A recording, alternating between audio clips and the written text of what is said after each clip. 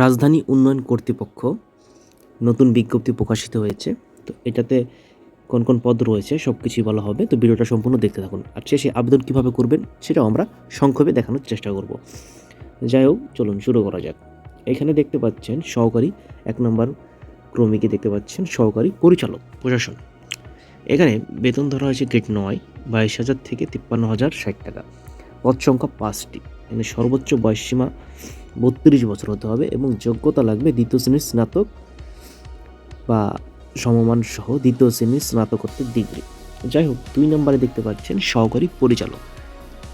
এখানে দেখতে পাচ্ছেন এসেন্ট ও ভূমি 22,000 থেকে 53,060, গ্রেড হচ্ছে 9। এখানে পদ সংখ্যা 4টি, বয়স সর্বোচ্চ 32, দ্বিতীয় শ্রেণীর স্নাতক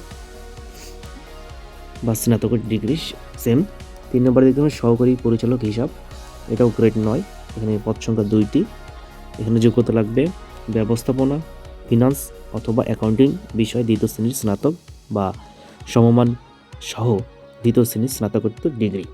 4 নম্বর দেখতে পাচ্ছেন সহকারী পরিচালক জনসংযোগ ও প্রোটোকল, এটাও গ্রেড 9। এখানে পদ সংখ্যা হচ্ছে 1টি। যোগ্যতা হচ্ছে সাংবাদিকতা, আন্তর্জাতিক সম্পর্ক বা সাংবাদিকতা ও গণযোগাযোগ বিষয়ে দ্বিতীয় শ্রেণীর স্নাতক সহ দ্বিতীয় শ্রেণীর স্নাতকোত্তর ডিগ্রি এবং বাংলা ও ইংরেজিতে প্রেস ব্রিফিং ও প্রতিবেদন তৈরিতে পারদর্শী এবং জনসংযোগ কাজে অভিজ্ঞতা।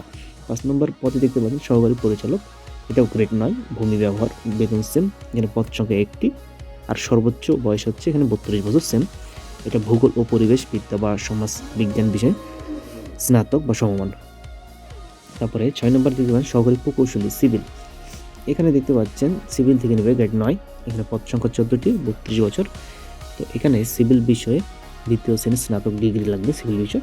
7 নম্বরে দেখেন সহকারী প্রকৌশলী যান্ত্রিক, এখানে গ্রেড 9, 3টা পদ রয়েছে। মেকানিক্যাল ইঞ্জিনিয়ার বিষয়ে স্নাতকোত্তর ডিগ্রি।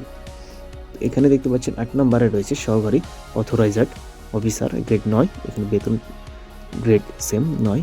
এখানে পদ সংখ্যা 11টি আর এখানে 32 বছর পর্যন্ত লাগবে সর্বোচ্চ, এর বেশি হলে হবে না। তারপরে দেখতে পাচ্ছেন সিভিল ইঞ্জিনিয়ারিং স্নাতকোত্তর অথবা নগর ও অঞ্চল পরিকল্পনা বিষয়ে দ্বিতীয় শ্রেণীর স্নাতক ডিগ্রি।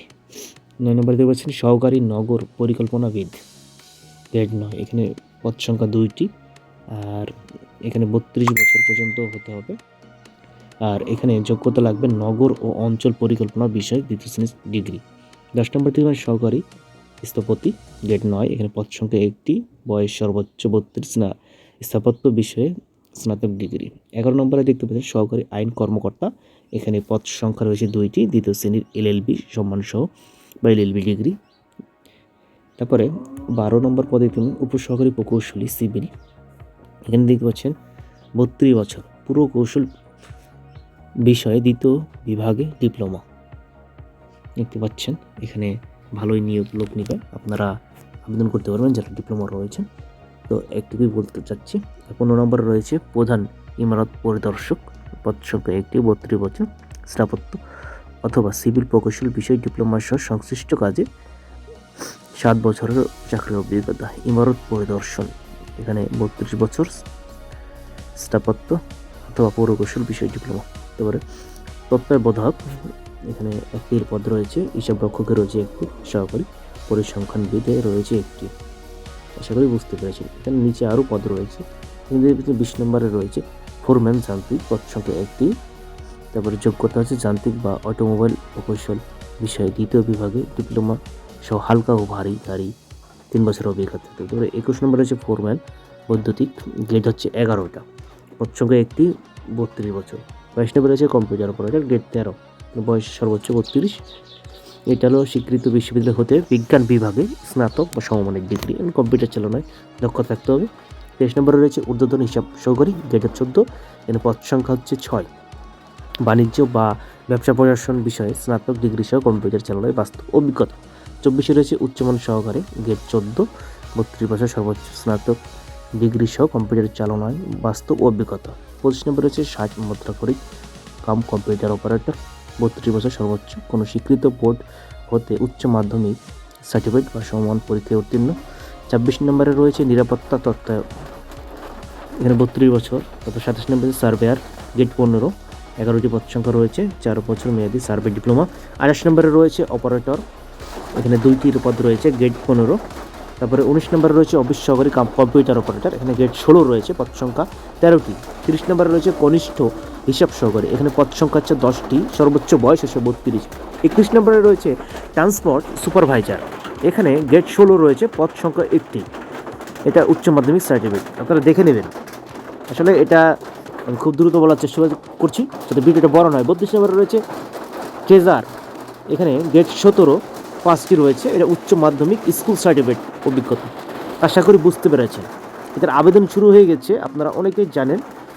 আর প্রার্থীকে অবশ্যই বাংলাদেশের স্থায়ী নাগরিক হতে হবে বা বাসিন্দা হতে হবে।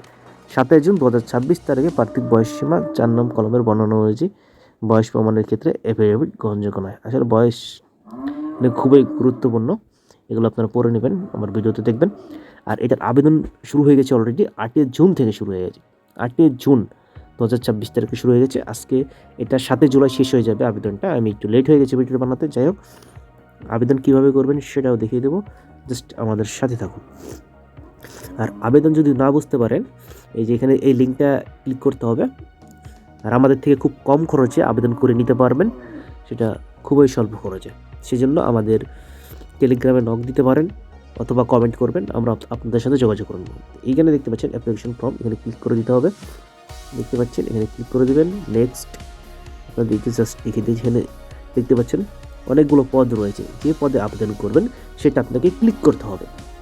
ধরুন আপনি এখানে দেখতে পাচ্ছেন অনেকগুলো পদ রয়েছে, আপনি যেটাতে আবেদন করতে চাচ্ছেন সেটাতে ক্লিক করবেন। যে আমি ধরুন এই যে কম্পিউটার অপারেটর, এটাতে আবেদন করেছি, নেক্সট। তারপরে এখানে দেখবেন আপনার পোস্ট নাম, এটা ভালো করে লক্ষ্য করবেন আবেদন করার সময় যে কম্পিউটার অপারেটর, এখানে পোস্ট নাম আপনার উঠবে। তারপরে এই যে প্রিমিয়াম মেম্বার, আমি তো প্রিমিয়াম নাই, পেইড মেম্বার নই, নেক্সট, নো দিয়ে নেক্সট। এই যে এখন আপনার এখানে কী কী দিতে হবে এটা আমি দেখিয়ে দিচ্ছি, জাস্ট বলে দিচ্ছি, এগুলো আপনাকে পূরণ করতে হবে। এই যে অ্যাপ্লিকেশন নেম দিবেন, এখানে আপনার নাম, তারপর নিচে বাংলায় আপনার নাম, তারপরে এই যে ফাদার নেম, পিতার নাম, মাতার নাম, তারপরে ডেট অফ বার্থ, আপনার জন্ম তারিখ, তারপরে ন্যাশনালিটি, এগুলো দিয়ে দেবেন। তারপরে রিলিজিয়ন, আপনার ধর্ম কি, জেন্ডার, ন্যাশনালিটি, এগুলো আপনারা নিজে নিজে বসিয়ে দেবেন। আর কোনো কিছু বুঝতে না পারলে কমেন্ট করবেন। আর এই যে অ্যাড্রেসের জন্য একটু বুঝিয়ে দিচ্ছি, সেটা হচ্ছে বর্তমান ঠিকানা, কেয়ার অফ, মানে এটা অভিভাবক, আর অভিভাবক দেবেন এখানে। আশা করি বুঝতে পেরেছেন, এগুলো নেওয়ার কোনো কথা নয়, এই কেয়ার অফে অভিভাবক হবে। আর ভিলেজ বা রোড, এগুলো আমরা জানি ডিস্ট্রিক্ট, উপজেলা। তারপরে এই যে এখানে এসএসসি যোগ্যতা থাকলে এসএসসি যোগ্যতা দেবেন, তারপরে এসএসসি এগুলো বসিয়ে দেবেন যা যা আছে। তারপরে গ্র্যাজুয়েশন করলে এখানে দেবেন। তারপরে মাস্টার যদি থাকে যে ইফ, এখানে ক্লিক করলে এটা দেওয়া যাবে। যাই হোক, যা যা যোগ্যতা আছে দেবেন। শেষে দেবেন এই যে এগুলো যোগ্যতা আছে কিনা, এই যে এক্সপিরিয়েন্স আছে কিনা, যদি থাকে তাহলে ইয়েস দেবেন, না থাকলে কিছু করার নেই, কিছু দেওয়ার দরকার নেই। দেখতে পাচ্ছেন, থাকলে ইয়েস দেবেন। আর এইখানে দিয়ে ভেরিফিকেশন দেবেন, এটা দিয়ে টিক মার্ক দিয়ে সাবমিট দেবেন। সাবমিট দেওয়ার পরে এটা চেক হবে, চেক হওয়ার পরে আপনি দেখতে পারবেন কী কী পূরণ করেছেন, সেটা চলে আসবে।